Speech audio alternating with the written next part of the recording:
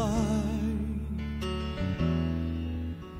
Shine with the joy and the love of the Lord.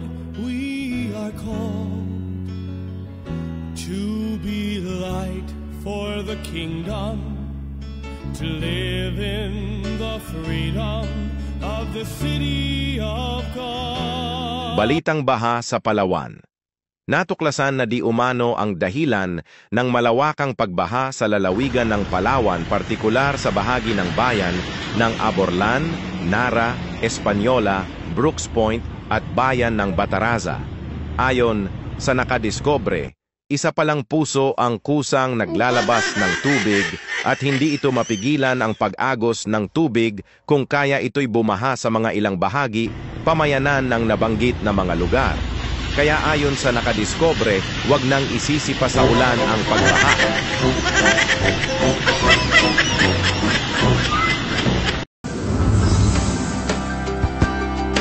Nalubog sa baha ang ilang bayan sa Palawan dahil sa walang patid na mga pag-ulan. Balut pa rin ang putik ang gamit ng ilan at maraming nasa evacuation center. Kaya agad na naghatid ng tulong ang GMA Kapuso Foundation.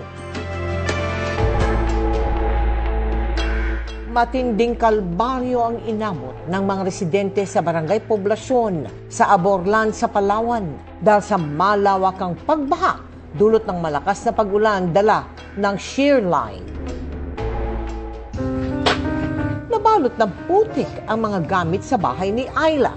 Kaya po yung mga gamit namin, wala po kaming nadala kahit po. Suot lang po namin. Mga gamit po ng school sa anak, wala po talaga lahat.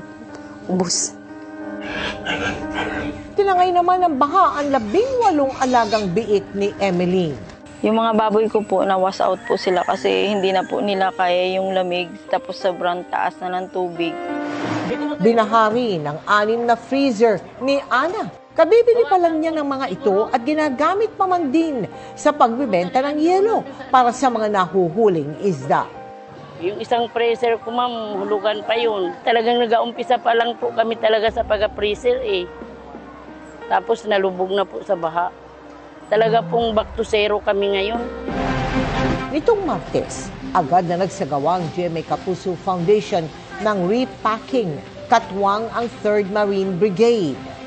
Bukod sa Aborlan, nagtungo rin tayo sa Nara sa Palawan at namahagi ng relief goods para sa 6,000 individual.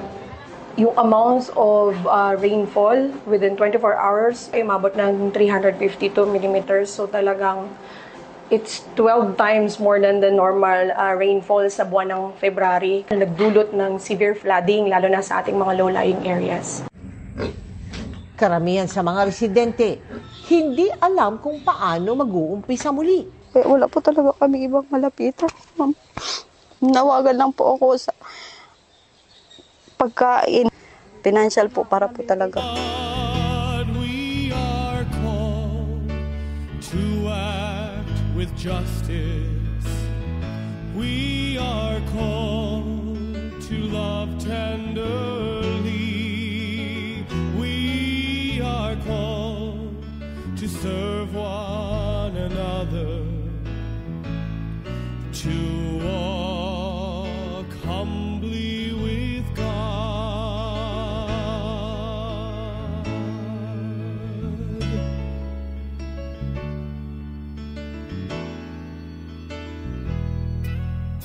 Come, open your heart and show your mercy to all those in fear. We are called to be hope for the hopeless, so all hatred and blindness